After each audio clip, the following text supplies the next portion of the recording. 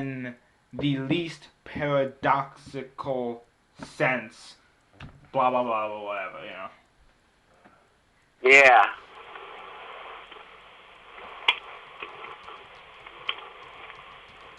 But that's implying that the strength and weakness is one thing.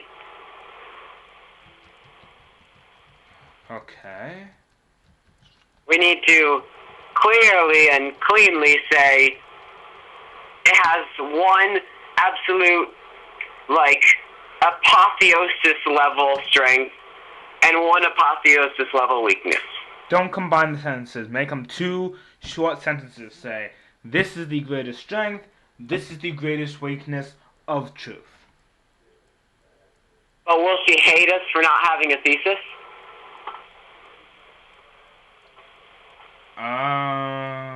Yeah. I'm not caring about the to be verbs. We are dealing with truth. There is no verb to work with other than to be. Okay, so yeah. Throw that out. If at the end, in the editing process, we may be able to remove some, aside from that, it's not as anywhere near of monumental importance as the ideas. No.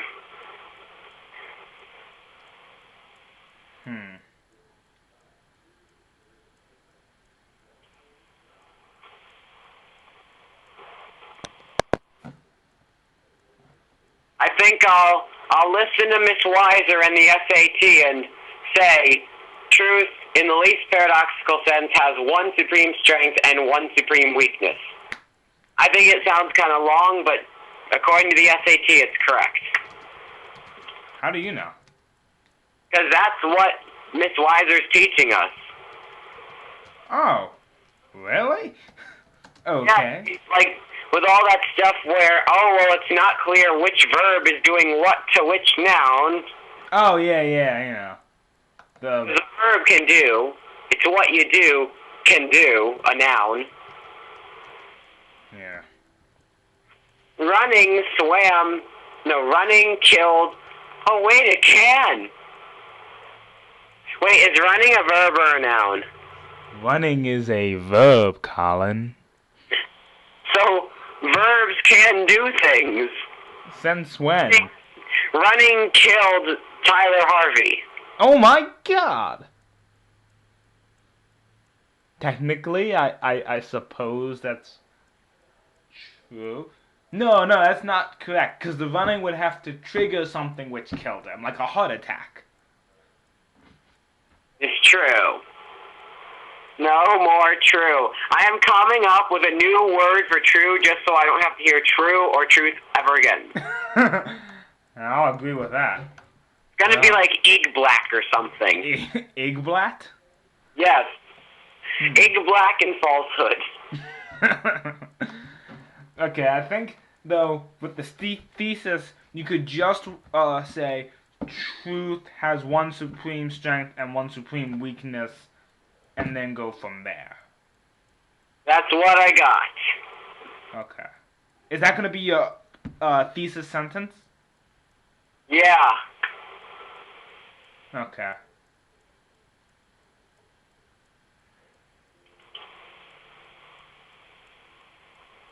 Alright.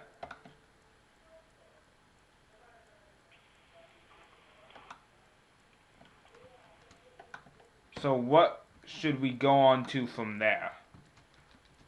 Well, I think we can do one paragraph on its supreme strength, which is it's the foundation for all.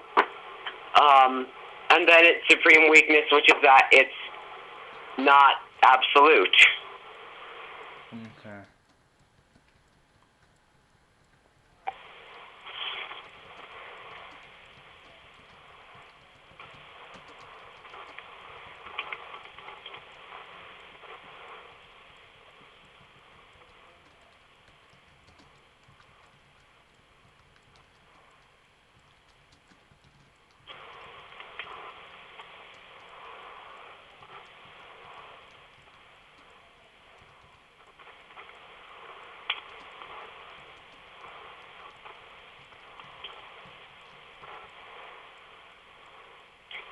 How do we say that there must be an absolute truth? How do we prove that? There must be an absolute truth? Like a one foundational truth that is true no matter what.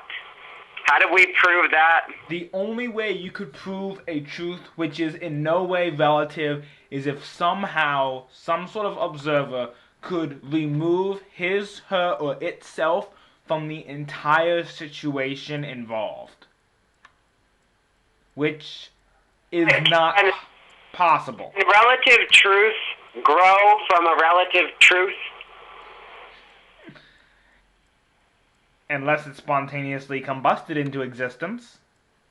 Yeah, but like, if there's to be a foundational truth, because can you decide, simplifying it, can you decide something is true if you don't have prior knowledge that you know is true with which to decide that on? No, but it doesn't matter whether or not the decision you reach is totally true, because the truth you will be starting off with is relative. So therefore the conclusion you reach will also be relative. But that's its weakness. I'll talk about that in the second paragraph. I think I'm really going to end up writing this first paragraph all about how truth is the basis of everything, blah, blah, blah, blah, blah, blah, blah. And then the second paragraph's going to be on how, except that can't be.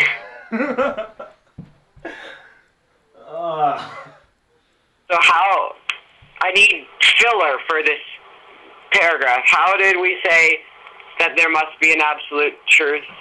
Well, I don't think it's the absolute truth you're worried about. Instead, I think you should focus on the permeation of truth throughout all existence, because that's what I think I'm going to focus on. How truth is the basis and the agent for all existence to exist.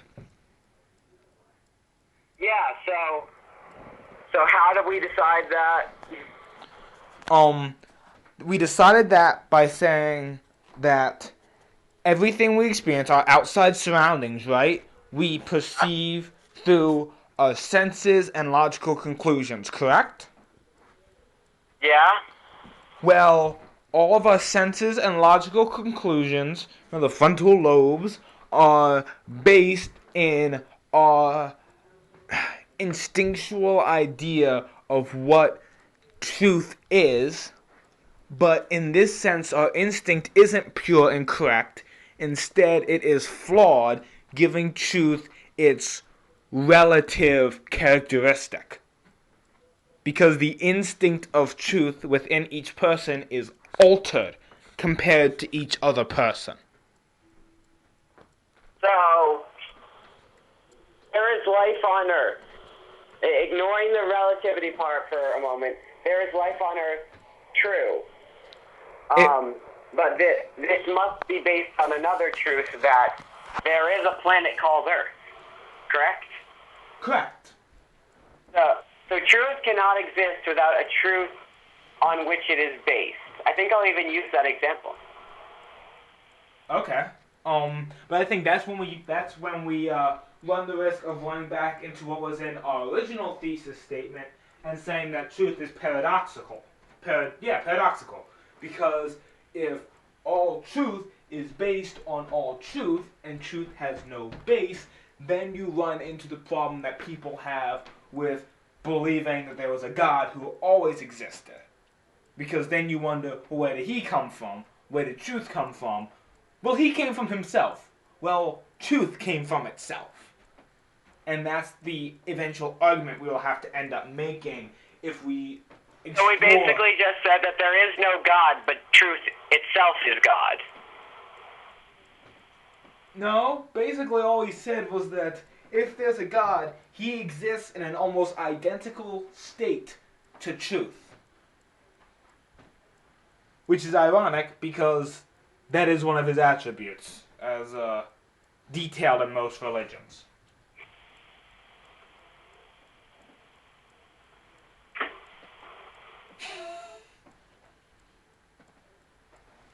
I'm staring at the pretty lights on my Wi-Fi machine. They're blinking. Colin? Yeah. I smell a roast. Okay, now is not the time to get sidetracked by food, even if it is a roast. Someone in the house and I'm not cooking. Oh,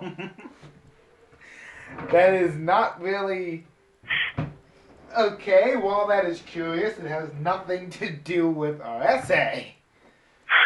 Okay, that's a lie. It actually has everything to do with our essay, but we're not going to put the connection within our essay. Or at least... I think I have everything I need except for, again, how did we say that for something to exist, it must be true? For something to exist, it must be true because, okay, if it exists, we are able to perceive it, correct? Yeah. In some way, shape, or form. And if we are able, all our abilities of perception are grounded in an instinctual idea of truth.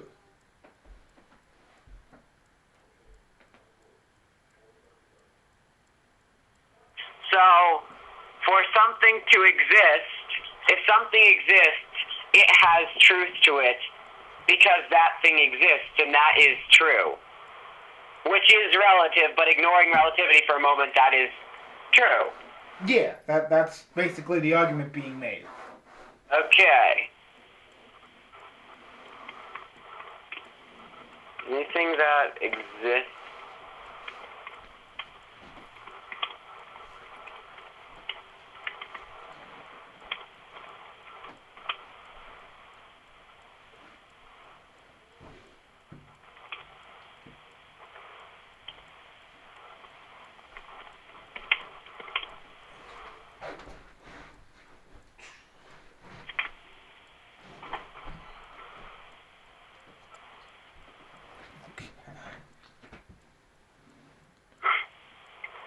Have you written anything yet? Yes, I have, actually. How much?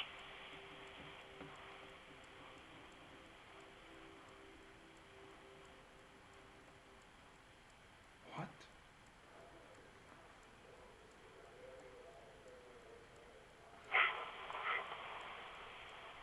Colin? Yeah? What just happened? I am trying to think about what to write. I can't think about all this and then think about how I'm going to write it on a page. Yeah, it is actually kind of giving me a headache, too.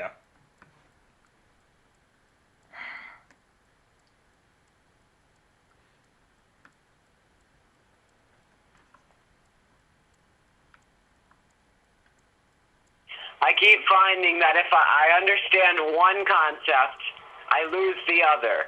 So then I gotta write the other one concept so I can get to the other, so I can get to the other, so I can be done.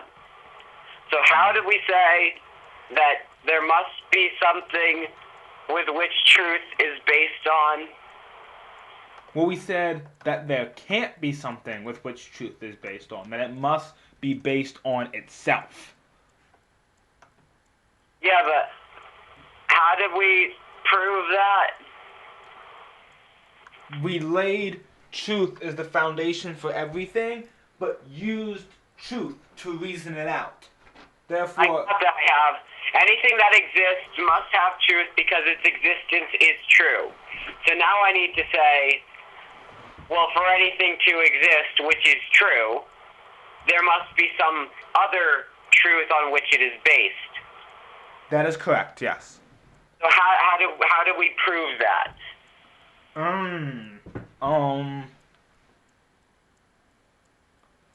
By saying that the very act of proving it true used a different truth. Wait, so for anything that exists must be true, must have truth because its existence is true. But there must be a truth on which this whole thing is based because We are using a truth to describe it. existence is an existence compared to something, right?